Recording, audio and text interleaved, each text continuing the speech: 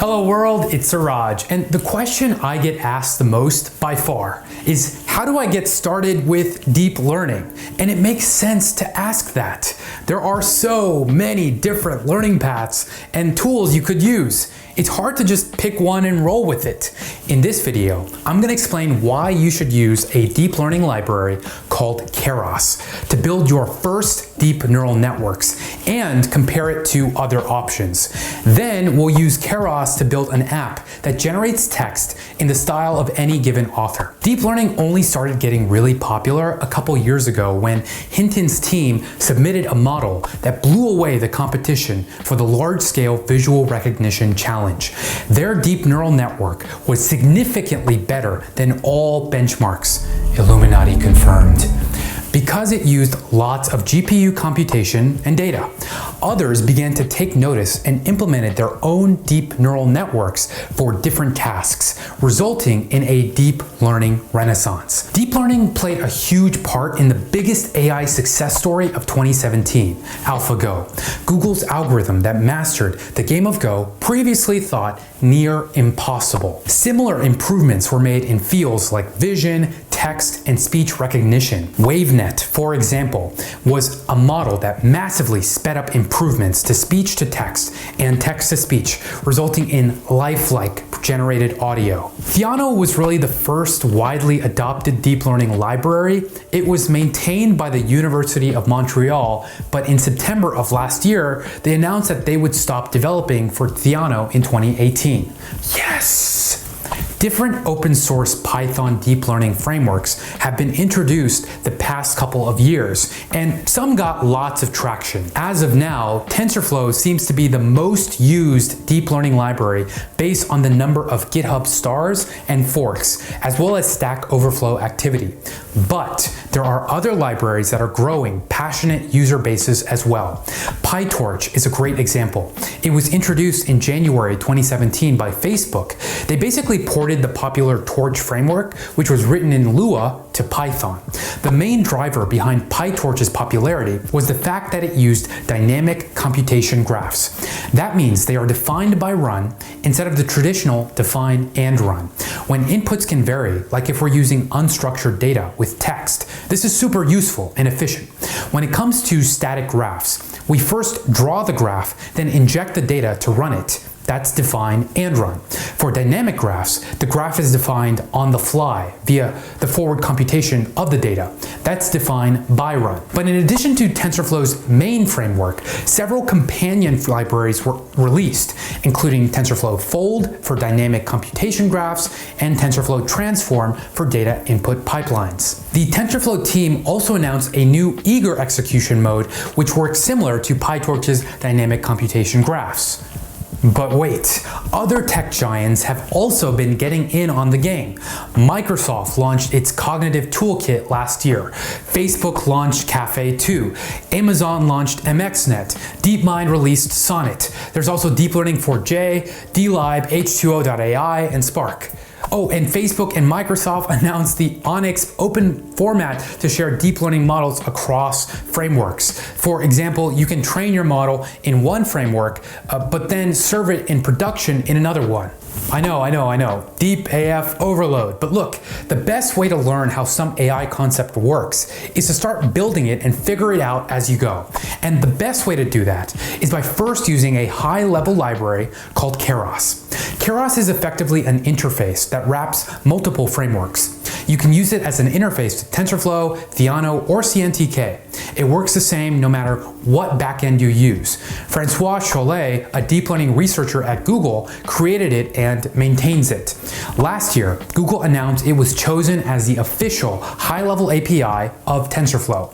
When it comes to writing and debugging custom modules and layers, PyTorch is the faster option, while Keras is definitely the fastest track when you need to quickly train and test a model built from standard layers. Using Keras, the pipeline for building a deep network looks like this. You define it, compile it, fit it, evaluate it, and then use it to make predictions. Consider a simple 3-layer neural network with an input layer, hidden layer, and output layer. Each of these layers is just a matrix operation. Input times weight, add a bias, and activate the result. Repeat that twice and get a prediction. Deep networks have multiple layers. They can have 3, 4, 5, whatever. That's why they're called deep. And these layers don't have to use just one type of operation. There are all sorts of layers out there for different types of networks. Convolutional layers, dropout layers, recurrent layers, the list goes on. But the basic idea of a deep neural network is applying a series of math operations in order to some input data. Each layer represents a different operation that then passes the result onto the next layer. So in a way, we can think of these layers as building blocks. If we can list out all the different types of layers, we can wrap them into their own classes and then reuse them as modular building blocks. That's exactly what Keras does. It also abstracts away a lot of the magic numbers you'd have to input into a deep network, written in, say, pure TensorFlow. When we define a network, they're defined as a sequence of layers using the sequential class.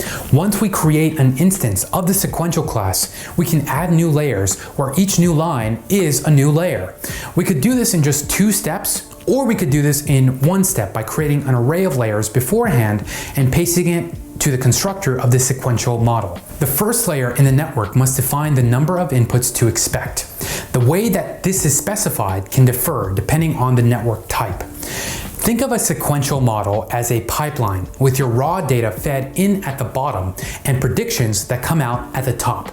This is helpful in Keras, as concepts that were traditionally associated with the layer can also be split out and added as separate layers, clearly showing their role in the transform of data from input to prediction. For example, activation functions that transform a summed signal from each neuron in a layer can be extracted and added to the sequential class as a layer-like object called activation. The choice of activation function is most important for the output layer, as it will define the format that predictions will take. Once we've defined our network, we'll compile it. That means it transforms a simple sequence of layers into a highly efficient series of matrix transforms intended to be executed on a GPU or CPU, depending on our configuration setting. It's a pre-compute step for the network. It's required after defining a model. Compilation requires a number of parameters to be specified, specifically tailored to training our network. The optimization algorithm we use to train the network and the loss function used to evaluate it are things that we can decide. This is the art of deep learning. Once the network is compiled, it can be fit, which means adapting the weights on a training dataset. Fitting the network requires the training data to be specified, both a matrix of input patterns X and an array of matching output patterns Y. The network is trained using the backpropagation algorithm and optimized according to the optimization algorithm and loss function specified when compiling the model. Finally, once we are satisfied with the performance of our fit model, we can use it to make predictions on new data. This is as easy as calling the predict function on the model with an array of new input patterns. For our text generation sample, we'll see that it generates text in the style of our favorite author just as we fed it in. 3 points to remember. There are lots of new competitors that showed up in 2017 for deep learning libraries, but Keras is still the easiest way to get started. PyTorch is getting really popular and is the best way to build models next to Keras. And deep networks are a series of math operations in the form of layers. Just mix and match them to get different results every time. The coding challenge winner from the War Robots video is Alberto Garces. He used the proximal policy optimization algorithm to train an AI to balance a pendulum using the OpenAI gym environment. Top-notch work, Alberto. And the runner-up is Sven, who landed a simulated SpaceX rocket using PPO. Such a cool use case. This week's coding challenge is to use Keras to build your own deep neural network. GitHub links go in the description, and coding challenge winners will be announced next week. Please subscribe for more programming videos, and for now, I've got to not use anything made by Microsoft, so thanks for watching.